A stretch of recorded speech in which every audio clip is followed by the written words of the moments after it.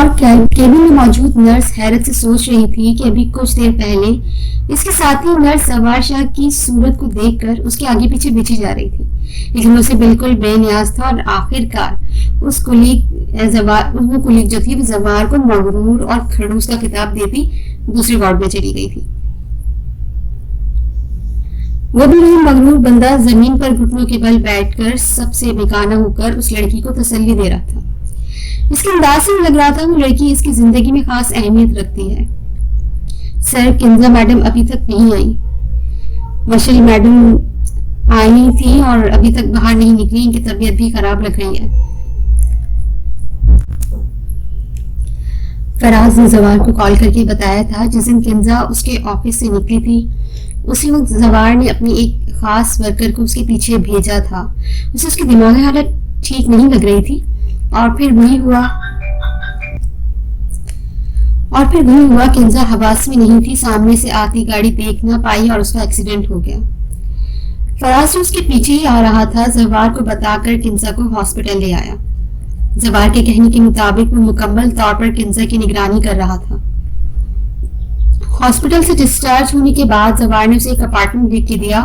کنزا نے مشل کے بارے میں بھی اسے سب بتایا تھا۔ فراز یہاں بھی ان کی نگرانی کرتا تھا۔ زوار یہ سب کچھ شاید اپنے احساس جرم کو کم کرنے کے لیے کر رہا تھا۔ اس کے خیال میں یہ سب اس کی فیملی کا کیا دھرا تھا، اب اس پہ لازم تھا وہ اپنی حد میں رہتے ہوئے ان لڑکیوں کی مدد کرتا۔ فراز زوار شاہ کو ان کی رپورٹ دیتا رہتا۔ آج بھی فراز نے کنزا کی غیر موجودگی کی اطلاع تو جو پہلے ہی پریشان تھا مزید پریشان ہو گیا۔ اچھا میں کچھ دیر میں آتا ہوں ادھر، تم چوکس رہنا، اس نے فراز کو ہدایت دیتے ہوئے کال بند کر دی۔ فہد کا آپریٹ ابھی جاری تھا۔ تایا جان کی طبیعت کافی بگڑ چکی تھی اور اب کنزا کی پریشانی، وہ ادھر سے ادھر ٹہلتا یہی سوچ رہا تھا آخر کنزا کہاں جا سکتی ہے۔ اس کا تو کوئی رشتہ دار بھی نہیں ہے۔ وہ اپنی سوچوں میں مگن تھا جب آپریشن تھیٹر کا دروازہ کھلا۔ دوسری چوک کے ڈاکٹر کی طرف دیکھا۔ میرم بھی کرسی سے اٹھ کر عثمان اور زوار کی طرف بڑھتے ہوئے ڈاکٹر کی طرف بھاگی۔ مسٹر زوار، پیشنٹ کی جان بچ گئی ہے، لیکن ڈاکٹر نے فکر ادھورا چھوڑا۔ لیکن کیا ڈاکٹر صاحب؟ میرم نے فوراً پوچھا تھا۔ آپ کا بھائی ساری زندگی چل نہیں سکے گا۔ ڈاکٹر کے بولنے پر میرم نے نفی میں سر ہلاتے ہوئے دیوار کا سہارا لیا تھا۔ عثمان اور زوار کے لیے بھی یہ خبر کسی شوق سے کم نہیں تھی۔ ہم کسی اور جگہ سے اس کا علاج کروا لیں گے، کسی اچھے سے اچھے ہاسپٹل سے، عثمان نے امید بھرے لہجے میں کہا۔ آپ انہیں جہاں مرضی لے جائیں، یہ کبھی بھی اپنی ٹانگوں پر کھڑے نہیں ہو سکیں گے، کیونکہ گولی نے پیشنٹ کی اسپائنل کارڈ کو ہٹ کیا تھا، جس کی وجہ سے اسپائنل کارڈ کا کافی جو ہے وہ ڈیمیج ہو چکی ہے۔ تھینک یو ڈاکٹر، ہم پیشنٹ سے کب تک مل سکتے ہیں؟ زوار نے سنبھل کر پوچھا۔ 1-2 گھنٹے تک ہم انہیں روم میں شفٹ کر دیں گے، پھر آپ مل سکتے ہیں۔ ڈاکٹر دوبارہ آپریشن تھیٹر کی طرف چلا گیا۔ عثمان، تم تائی جان کو فہد کی طبیعت کے بارے میں بتا دو، اور سفیان کو کہنا گھر سے کھانا لے آئے۔ زوار نے عثمان کو ہدایت دی۔ عثمان کے جانے کے بعد وہ میرم کی طرف مڑا تھا۔ وہ رو رہی تھی۔ زوار نے اسے شانوں سے پکڑ کر قریب پڑی ہوئی چیئر پر بیٹھایا۔ میرم، حوصلہ کرو یار، شکر کرو اللہ نے اس کی جان بچا دی ہے۔ ہم اس کا ٹریٹمنٹ کسی اچھی جگہ سے کروائیں گے اور انشاءاللہ وہ ٹھیک ہو جائے گا۔ زوار نے اسے تسلی دینا چاہی، لیکن وہ تو جیسے کچھ سن ہی نہیں رہی تھی، بس زاروں قطار رو رہی تھی۔ اس کا جوان بھائی اب ساری زندگی اپنی ٹانگوں پہ کھڑا نہیں ہو سکے گا، یہ صدمہ کم نہیں تھا۔ زوار اسے چپ کروانے کی کوشش کر رہا تھا جب اس کا موبائل بجا۔ اس نے اپنا ایک نمبر بند کر دیا تھا۔ لگاتار آنے والی کالز اور میڈیا کی چمگوئیاں اس کا خون کھولا رہی تھیں۔ دوسرا نمبر جو چند اہم لوگوں کے پاس تھا وہ البتہ آن تھا۔ اس نے بے بسی سے روتی ہوئی میرم کی طرف دیکھا اور کال اٹینڈ کی۔ السلام علیکم، بولو فراز، اس نے عجلت میں فون کرنے کا مقصد پوچھا۔ واٹ؟ نہیں، تم اسے ہاسپٹل نہ لے کے جانا، میں 20 منٹ میں آ رہا ہوں، تم اسے ہوش میں لانے کی کوشش کرو۔ دوسری طرف سے جو کہا گیا تھا وہ اس کی پریشانی ڈبل کر گیا تھا۔ اس نے کال بند کی، عثمان کو میسج کر کے اپنے جانے کا بتایا اور میرم کی طرف متوجہ ہوا۔ اٹھو میرم، تمہیں باقی لوگوں کے پاس چھوڑا ہوں، یہاں اکیلے بیٹھنا ٹھیک نہیں، اور ہاں کسی پولیس والے سے بات کرنے کی ضرورت نہیں، ابھی مجھے ضروری کام سے جانا ہے، واپس آ کر ان کا بندوبست ہی کرتا ہوں۔ زوار نے عجلت بھرے لہجے میں کہا۔ جاؤ، تم جہاں جانا ہے، میں خود ہی چلی جاؤں گی، میرم غصے سے بول کر اس کے جانے سے پہلے ہی وہاں سے چلی گئی۔ زوار اسے دیکھتا رہ گیا۔ اس کے پاس اتنا ٹائم نہیں تھا، لیکن وہ میرم کو ایسے چھوڑ کر بھی نہیں جا سکتا تھا۔ تبھی اس کے پیچھے آیا۔ راہداری میں ہی میرم اپنے آنسو پوچھتی ہوئی نظر آئی. میرم, اس نے آواز دی لیکن وہ انسنی کر گئی. زوال نے پیچھے سے جا کر اس کا بازو پکڑا اور نسبتاً سنسان سائڈ پر لے گیا. کیا ہوا ہے؟ اس کی نرم سے پوچھنے پر میرم کے آنسو میں مزید روانی آ گئی. رونے کے علاوہ بھی کچھ کر لیا کرو, بس اسی لیے میں سب سے کہتا تھا اتنا لاڈ پیار نہ دیں تمہیں. بس زبان ہی چلا سکتی ہو, دماغ بھی استعمال کر لیا کرو کبھی. اس کی برداشت ختم ہوئی تھی تبھی وہ سختی سے بولا. ہاں تو تم کرو نا اپنا دماغ استعمال, ساری دنیا کی فکریں پالو تم, ہمارا اللہ وارث ہے, تم اپنا دماغ یوز کرو اور جاؤ یہاں سے. میرم بھی پھٹ پڑی تھی. میرم, میں آلریڈی بہت پریشان ہوں, تم کیوں بلا وجہ مجھے مزید پریشان کر رہی ہو؟ اب کی بار اس کے لہجے میں نرمی تھی. میرم کی ہر طرف بات کو یوں ہی برداشت کر جاتا تھا. ہاں تو اس لیے کہہ رہی ہوں, جہاں جانا ہے جائیے, اس وقت ہمیں تمہاری سب سے زیادہ ضرورت ہے. میرا بھائی ساری عمر کے لیے اپاہج ہو گیا ہے, میرا باپ ہمارے ساتھ نہیں ہے, لیکن تمہیں دوسروں کی فکر پڑی ہوئی ہے. میں پہلے ہی جانتی تھی کہ تمہاری زندگی میں میری کوئی حیثیت نہیں, اور آج مجھے اس بات کا ثبوت بھی مل گیا ہے. وہ پھر سے بدگمان ہو رہی تھی. اس سے پہلے زوار کوئی جواب دیتا اس کا فون پھر سے بج اٹھا تھا. زوار نے موبائل نکال کر نمبر دیکھا اور پھر ایک نظر آنسو صاف کرتی میرم کو. اس نے کال کٹ کی اور تیزی سے وہاں سے نکل گیا. میرم کی بدگمانی پھر کسی وقت بھی دور کی جا سکتی تھی, اس وقت کسی اور کو اس کی زیادہ ضرورت تھی. وہ جیسے ہی ہاسپٹل سے باہر نکلا, رپورٹر سیلاب کی طرح اس کی طرف بڑھے تھے. آج کا دن ہی برا تھا. وہ گہرا سانس بھر کر رہ گیا. مسٹر زوار شاہ, آپ اس واقعے کے بارے میں کیا کہنا چاہیں گے؟ مائکس کے ڈھیر اس کے سامنے کیا جا چکا تھا. میں فی الحال اس واقعے کے بارے میں کچھ بھی نہیں کہنا چاہتا. پیچھے ہٹیے پلیز. اس نے مائکس ہاتھ سے پیچھے ہٹانا چاہے. زوار شاہ, آپ اپنے اوپر لگنے والے الزام کے بارے میں بھی کچھ نہیں کہیں گے؟ وہ آگے بڑھنے لگا تھا. رپورٹر کی بات سن کر وہ وہیں ٹھہر گیا. کیسے الزام؟ اس نے آئیبرو جھکا کر پوچھا. انداز پہ الجھن نمایاں تھی لیکن ساتھ ہی ازلی سختی بھی موجود تھی. یہی کہ یہ سب آپ اور آپ کے بھائی نے کروایا ہے, اپنے تایا کی جائیداد ہتھیانے کے لیے. آپ کے تایا جیل میں ہیں, ان کے بیٹے پہ قاتلانہ حملہ کروایا گیا اور اب اگلا ٹارگٹ ان کی بیٹی. Shut up, just shut up. آپ لوگ ہر انسان کو اپنے جیسے کیوں سمجھ لیتے ہیں؟ انسانیت کا گراف ابھی آپ لوگوں کی ذہنیت کی طرح اتنا نیچے نہیں گرا. اور جہاں تک بات ہے آپ کے سوالوں کی, تو ایسے سوال کرنے اور الزام لگانے سے پہلے اپنی معلومات کو اپڈیٹ کر لیا کریں. میرے تایا جان کی ضمانت ہو چکی ہے, فہد شاہ کی جان بھی بچ چکی ہے. رہا ان کی بیٹی کا سوال, تو وہ پہلے ہی میرے نکاح میں ہے. 2-3 دن تک ولیمہ کریں گے ہم, لازمی اٹینڈ کیجیے گا. اور آئندہ اپنی زبان کھولنے سے پہلے یاد رکھیے گا, زوار شاہ اب کی بار آپ کی سینیورٹی کا لحاظ نہیں کرے گا. وہ سخت لہجے میں کہتا آگے بڑھا تھا.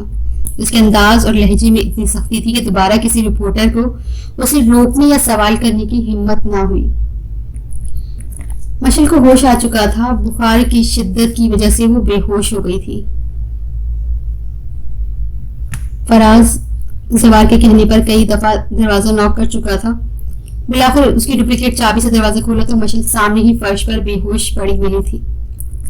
اس نے فوراً زوار کو انفارم کیا. زوار کے آنے تک وہ کچھ ہوش میں آ چکی تھی.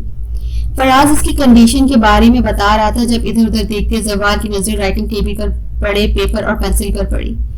اس نے پیپر اٹھایا اور کنزا کی تحریر تھی. زوار, مجھے اندازہ یہ خط سب سے پہلے تم ہی پڑھو گے, کیونکہ جو میں کرنے جا رہی ہوں وہ سب دیکھنے کے بعد مشل کو شاید ہی ہوش ہو. زوار, میں جان چکی ہوں فہد شاہ تمہارا کزن ہے. میں شاید یہ سب نہ کرتی اگر مجھے اپنی مشل اور ہمارے جیسی کئی لڑکیوں کی پرواہ نہ ہوتی. تمہارا بہت شکریہ, تم نے مشکل وقت میں میرا ساتھ دیا, اور تمہارے خاندان کے فرد کو نقصان پہنچانے کے لیے معذرت. میں اگر ایسا نہ کرتی تو وہ درندہ جانے مزید کتنی لڑکیوں کو تباہ کر دیتا. آخری بات, تم ٹھیک کہتے تھے, لڑکوں کا کوئی قصور نہیں ہوتا, ہم لڑکے ہی قصوروار ہوتی ہیں. ہم چاہیں تو کسی کی ضرورت نہیں ہو سکتی کہ ہم پر بری نظر ڈالے, لیکن افسوس ہم خود ہی لڑکوں کے خوبصورت جنگلوں میں پھنس جاتی ہیں. ہو سکے تو مجھے معاف کر دینا, کنزا ہاشمی. زوار اس وقت پڑھ کر شد رہ گیا. اسے کنزا سے اس قدر ہمت کی توقع نہیں تھی. سر سب ٹھیک ہے؟ فراز کی متوجہ کرنے پر وہ اپنی سوچوں سے نکلا. ہاں تم ایسا کرو, مشل کو ہمارے گھر لے جاؤ, میں چوکیدار اور ملازمہ کو فون کر دیتا ہوں. وہ مشل کو دیکھتے ہوئے بولا. اس کی طبیعت خراب تھی, وہ اسے کہیں اور ٹھہرانے کا رسک نہیں لے سکتا تھا. ٹھیک ہے, فراز نے سر ہلایا.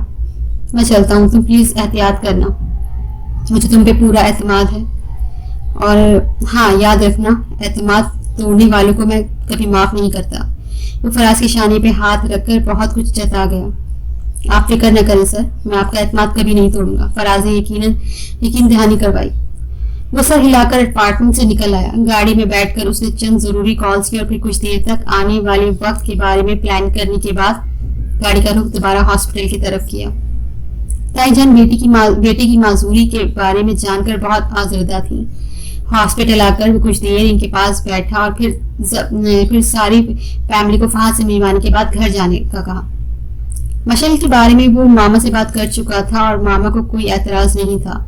زوار کو یقین تھا باقی سب بھی اعتراض نہیں کریں گے. سب جانے کے لیے تیار تھے, بس میرم رکنے کی ضد کر رہی تھی. میں نہیں جاؤں گی چچی جان, مجھے اپنے بھائی کے پاس رکنا ہے. زوار دروازہ کھول کر اندر آ رہا تھا جب میرم کی آواز اس کے کانوں میں پڑی. یہاں رہ کر تم کیا کرو گی؟ ساری رات ڈسٹرب نہیں ہوئی اور پھر میں ہوں نہ یہاں. تم صبح جلدی آ جانا. کسی اور کے کہنے سے پہلے ہی زوار نے اسے سمجھانا چاہا. تم ہو تو میں کیا کروں؟ تمہیں ابھی کوئی ضروری کال آئے گی تو پھر چلے جاؤ گی. سوری, میں اپنے بھائی کو تمہارے رحم کرم پر نہیں چھوڑ سکتی. وہ تلخی سے گویا ہوئی. میرے میں تم کس لہجے میں زوار سے بات کر رہی ہو؟ رضوانہ بیگم اپنی خراب طبیعت کی پرواہ کیے بنا اونچی آواز میں بولی. کوئی بات نہیں تائی جان, یہ اگر رکنا چاہتی ہے تو رک جائے, آپ رک جائیں. اس نے اس کی تلخی کو نظر انداز کر دیا.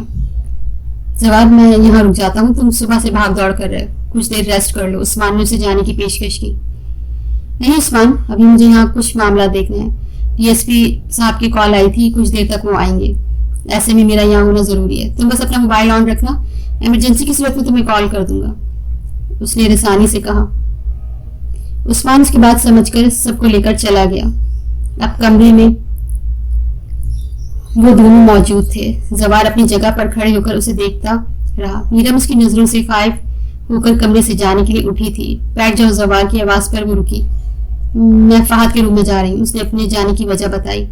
در حقیقت جتنی باتیں اسے سنا چکی تھی اس کے بعد وہ اس کے سامنے بیٹھنے سے خوف کھا رہی تھی. 2 گھنٹے تک اس سے دوبارہ ملنے کی پرمیشن نہیں, سو آرام سے بیٹھ جاؤ. زوار کے کہنے پر چاروں نچار اسے واپس بیٹھنا پڑا. کچھ دیر تک اسے دیکھتا رہا. اسے حقیقت اس کی باتوں سے تکلیف پہنچی تھی. میرم تم وہ کچھ بولنے لگا تھا جب اس کا فون بجا. موبائل نکال کر دیکھا تو ڈی ایس پی صاحب کی کال تھی. اس نے کال اٹینڈ کی. السلام علیکم سر. جی میں ہی ہوں. اوکے, میں بھی آتا ہوں. موبائل پہ بات کرنے کے بعد اس نے میرم کو دیکھا جو ابھی تک سر جھکائے بیٹھی تھی. اس نے ساری باتیں پھر کبھی کہنے کے لیے چھوڑی اور کمرے سے نکل گیا. میرم بند دروازے کو دیکھتی رہ گئی. 2 دن بعد فہد کو ڈسچارج کر دیا گیا تھا. رضا شاہ اور عمر شاہ اپنا اثر و رسوخ استعمال کر کے ضمانتیں کروا چکے تھے. میرم آج صبح ہی گھر گئی تھی اور شام میں فہد کو ڈسچارج کر دیا گیا تھا. فہد اپنی معذوری کے بارے میں سن کر بالکل خاموش ہو گیا تھا. زوار اور سفیان فہد کو لے کر گھر آئے تھے. رضا شاہ بیٹی کی لاچاری دیکھ کر ڈھہ گئے.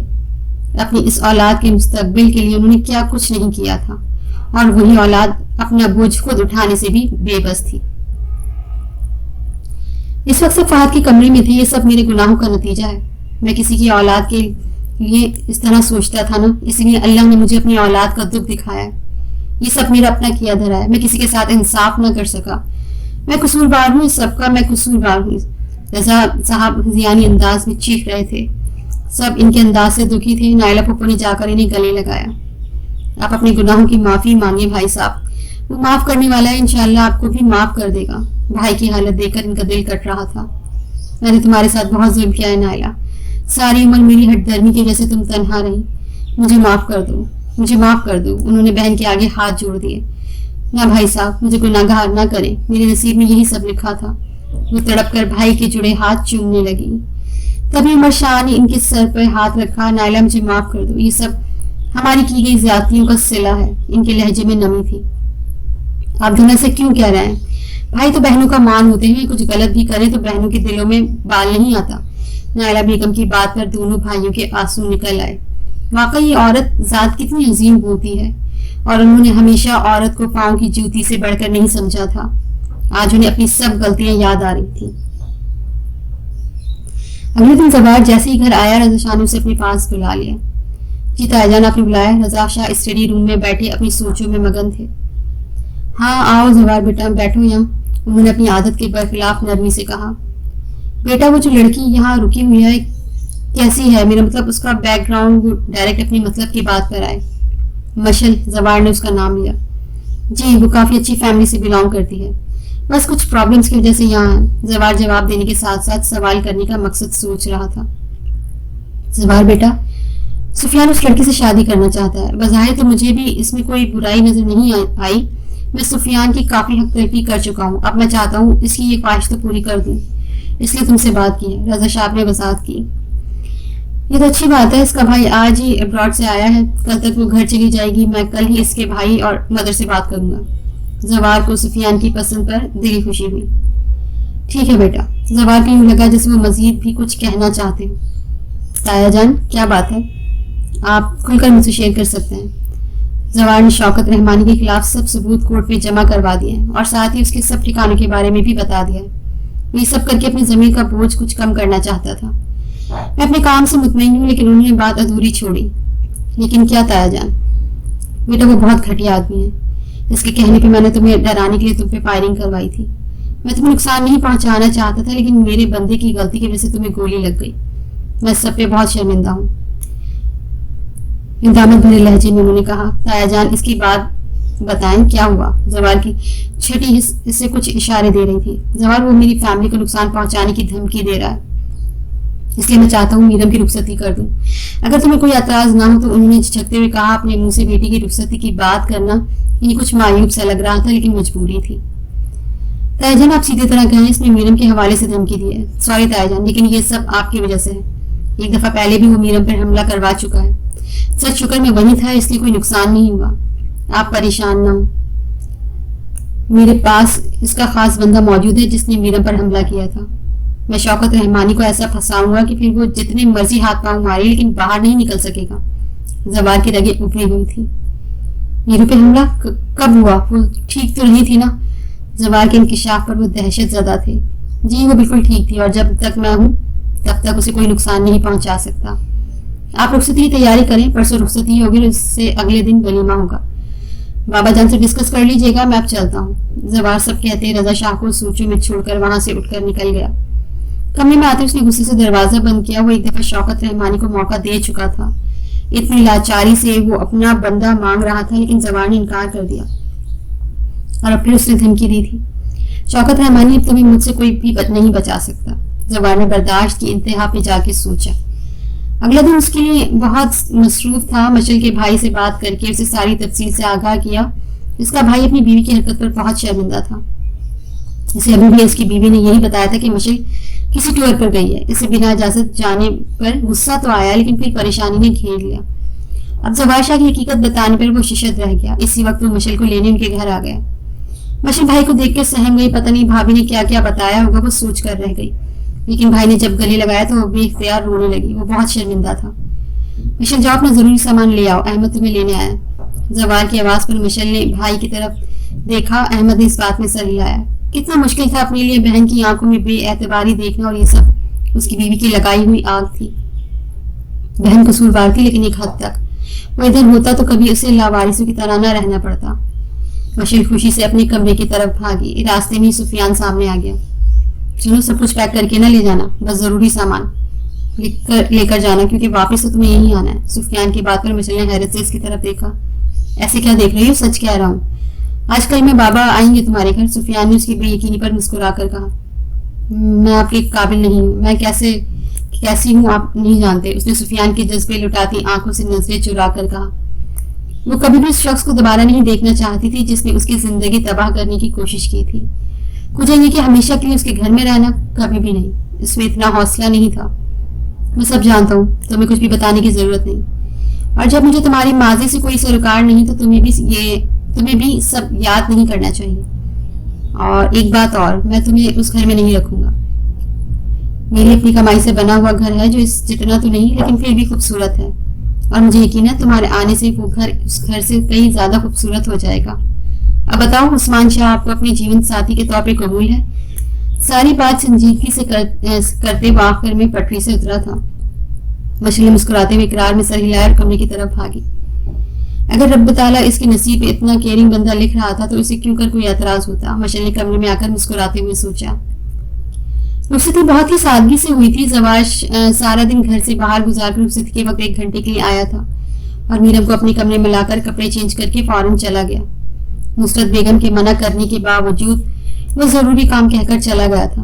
میرم کافی دیر انتظار کرتی رہی۔ موقع کی مناسبت سے وہ سمپل سے تیار ہوئی تھی۔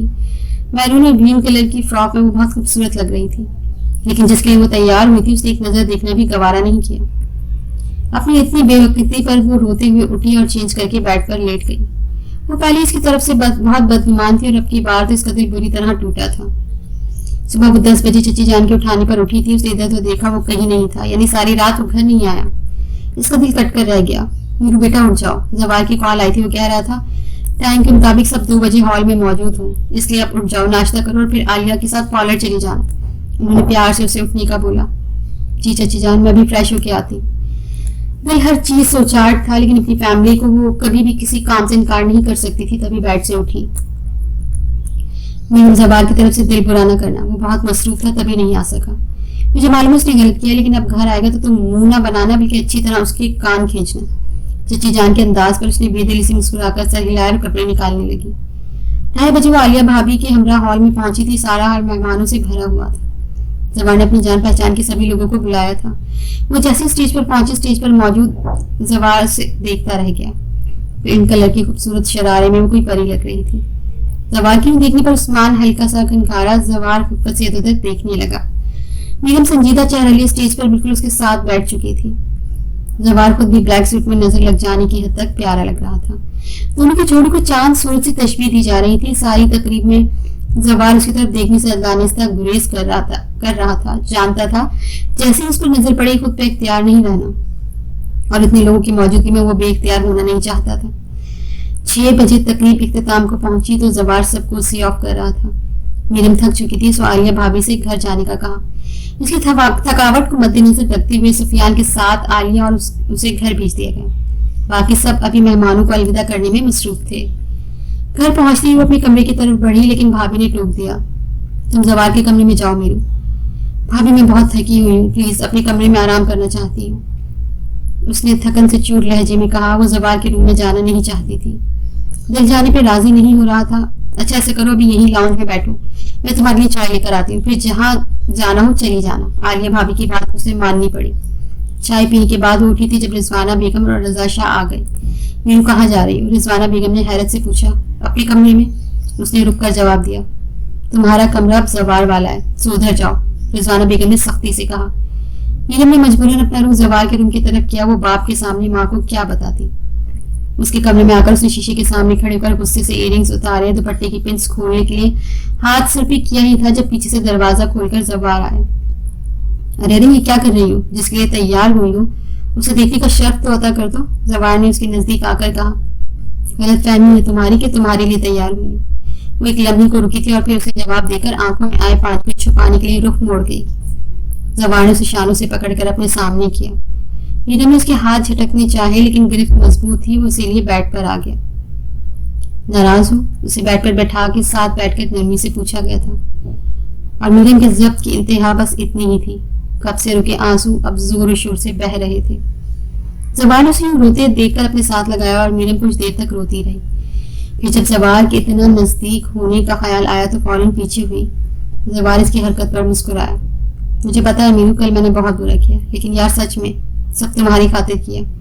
شوکت رحمانی کے خلاف مضبوط کیس بناتے بناتے تمہاری عدالت میں اپنا کیس خراب کر گیا ہوں۔ اس نے شرارتی انداز میں وجہ بتائی۔ میری وجہ سے؟ میں کہاں سے آ گئی؟ اس نے حیرت سے پوچھا۔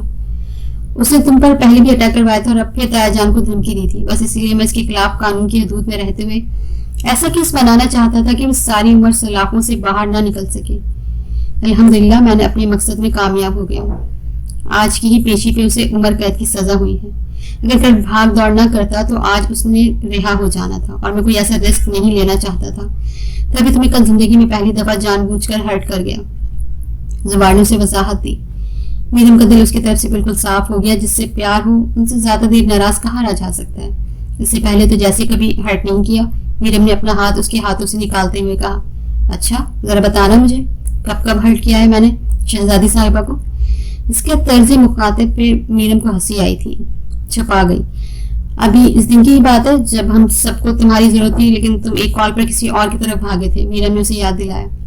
محترمہ اس وقت مشل کی طبیعت کافی خراب تھی اور اسے کسی ہاسپٹل نہیں لے کے جایا جا سکتا تھا، اس لیے مجھے حالات کو مد نظر رکھتے ہوئے جانا پڑا بس، یا کچھ اور بھی؟ تم نے فہد پہ اٹیک کروانے والی لڑکی کے بارے میں بھی پوچھ تاچھ نہیں کی؟ ایک اور شکوہ تیار تھا، فہد پہ جس نے اٹیک کیا تھا وہ لڑکی مر چکی ہے، اب اس کی کیا پوچھ تاچھ کروں؟ فہد نے خود ہی تو بتایا تھا دونوں دوست تھے اور کسی بات پہ جھگڑا ہو گیا تھا، بات بڑھ گئی تو اس نے گولی چلا دی۔ زوار نے اصل بات چھپائی، وہ بہن کے دل میں موجود بھائی کا اعتبار توڑ کے اسے تکلیف نہیں دینا چاہتا تھا۔ بس یا اور کچھ بھی؟ زوار نے پھر پوچھا۔ اور یہ کہ تم مجھے کہا تھا کہ تمہاری جاب مجھ سے بڑھ کر ہے، تب بھی مجھے بہت دکھ ہوا تھا، میرم شاہ کی نظروں سے اسے دیکھتے ہوئے کہا۔